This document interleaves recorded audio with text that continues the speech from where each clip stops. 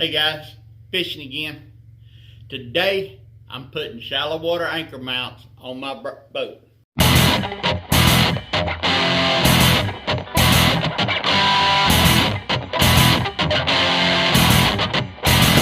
Two things you need to know before you go out and buy these yourself.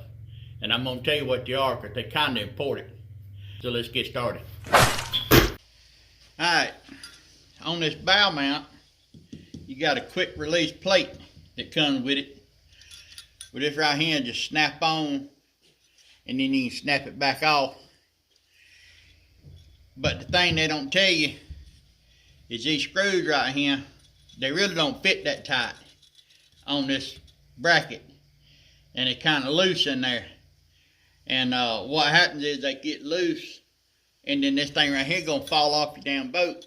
You're gonna fall off in the water. You're gonna lose everything you got. I took them out. I put super glue on them and I put them back where they're supposed to go, the depth. And they tight. They ain't coming out. But just in case they do come out, I'm gonna put me a pool noodle on this thing. So if it does come off and fall in the water, I won't lose it. I can get it and put it back in the boat. And if it does fall off, I'm gonna drill out this plate right here and I'm gonna permanently mount it to my boat. And I'll do away with this so it won't do it again. So let me get this mount right here mounted down this plate, and we'll see what it does.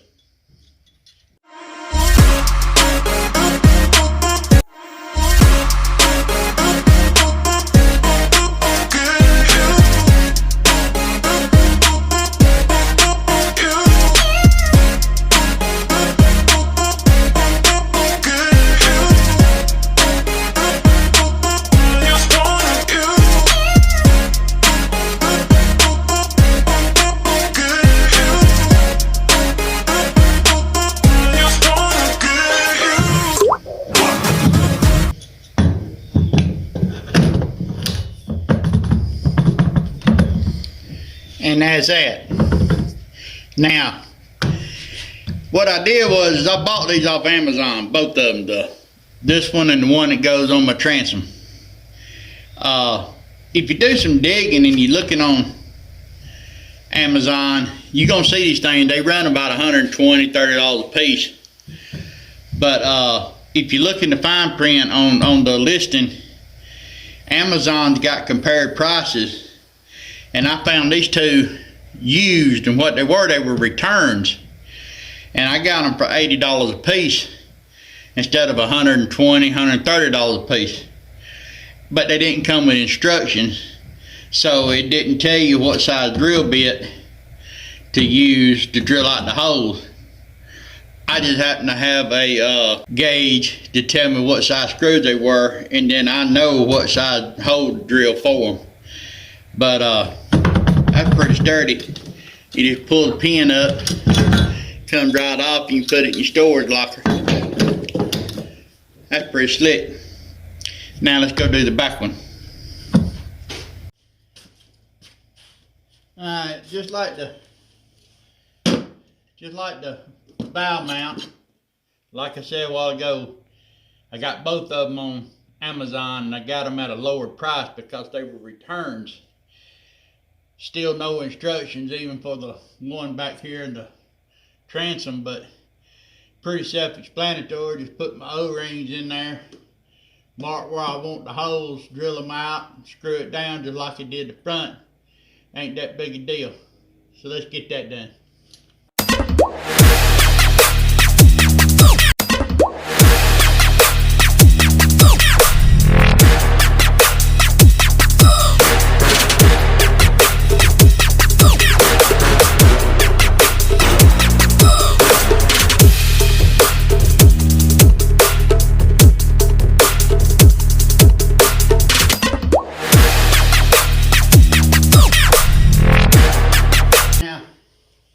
Anybody knows me knows I ain't gonna trust them O-rings not to leak. So I'm gonna put me a little bit of this clear silicone, 100% silicone all the way around it. That's just who I am. That's what I do. I kind of overdo things, overthink it. I'm gonna put some around that right there too. I just want to make sure ain't a leak on this boat. We're gonna keep it that way.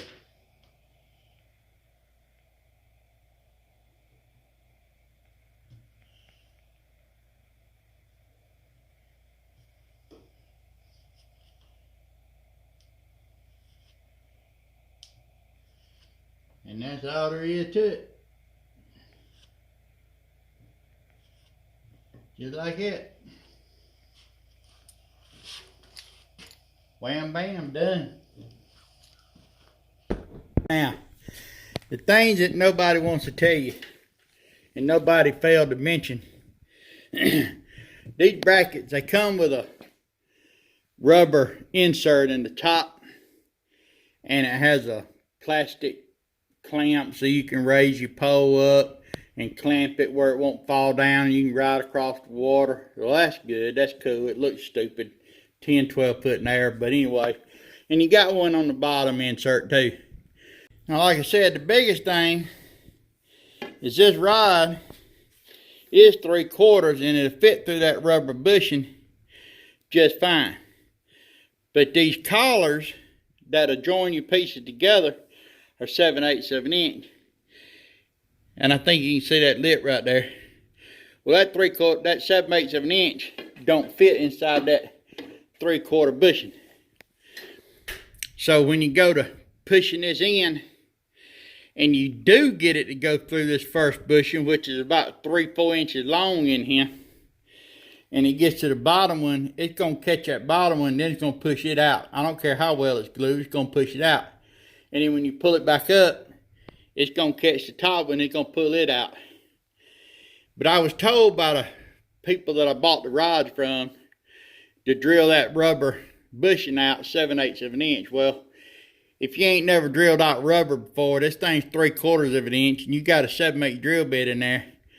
It does a couple things. One, it grabs as it's wanting to turn. It'll grab it and snatch. And when it snatches, it's going to break the glue loose anyway. And you're going to wind up pulling it out anyhow. So I just went ahead and took mine out. The biggest thing is these rods right here. You hear them? They sound like metal when they touch it. And if I put them in this aluminum bracket right here, they were going to sound like metal banging against metal. And the fish is going to hear it. And it's going to scare all the fish away that's around the boat. So what I did was I wrapped them. You can hear that. That don't make no noise. What I wrapped them with was this wrap fix by Duck. I got it at Walmart. It was $6 a roll. It'll expand up to 300% its natural length. It has no tape residue. You can tape it back, take it right back off of these rods if you want to, but it's rubber and it don't make no noise. The second thing I did was I took and bought some Flex Seal. I bought a quart can, and it's rubber. You can brush it on, roll it, dip it, pour it, whatever you're gonna do. Well, I dipped each end on each one of my brackets, and I let it sit for 48 hours. Even though it ain't wrapped. When you stick this rod in there, that's quiet. That's quiet. But if I stick it in there with this rubber one that's done been wrapped, it's even quieter. And it gives me something to hold on to. This shit right here it's grippy. That Flex Seal was $14 a quart, which I didn't mind spending that extra money to dip these brackets in. But I'm going to dip some plier handles in it too, because I got some pliers that's got some good handles, but they're a little slick and they want to slip in my hands. I'm going to use this for other stuff. But it's going to be quiet. And as long as it's quiet, you ain't going to scare no fish. You're going to catch fish. But that's one thing they don't tell you. Is this rod's 3/4. and this collar 7/8, and your brackets fit a 3/4, don't fit a 7/8. So you're gonna have to modify and sand down this, and they tell me it's gonna take away the integrity of the strength of the rod, or you're gonna have to drill this out, which is gonna do away with the integrity of that bushing. So I just went in and took the damn bushing out. The other thing they don't tell you is I bought 12-foot shallow water anchor rods, 3 4-foot pieces. But you ain't gonna use 12 foot. And that's guaranteed, because number one, my transducer's on the end of my trolling motor. And it's in the water a good foot and a half. So if it's telling me I'm in 10 foot of water, and you're thinking, well, I got a 12-foot rod, I can stick it in there. No, you can't. You got 1 foot and a half below the boat. The bottom of your anchor bracket is going to be 3 foot on this boat, roughly 3 foot from the water, so that's 4 foot. And then you're going to have this much space, the length of this rod, which is over a foot, so that's roughly 5 foot. Do the math. Out of a 12-foot rod, you're going to lose 5 feet. So if you're showing yourself 8 to 10 foot in water off your transducer from the bow of my bass tracker, I know I can only get 7 8 foot deep and I'll be good. So 10 foot might be pushing it, but they don't tell you that. 12 foot of rod, you're gonna lose roughly 5 feet right off the bat on the bow of this boat. They don't tell you that, so keep that in mind if you plan on fishing and anchoring yourself off in water that's deeper than 7 8 foot. Keep that in mind. Well, that's gonna do it for today's video. I hope you enjoyed it, and just in case you're wondering, I drilled them holes out with an 11/64 bit. And but if you liked the video, hit the like button, and if you hadn't already, check out my channel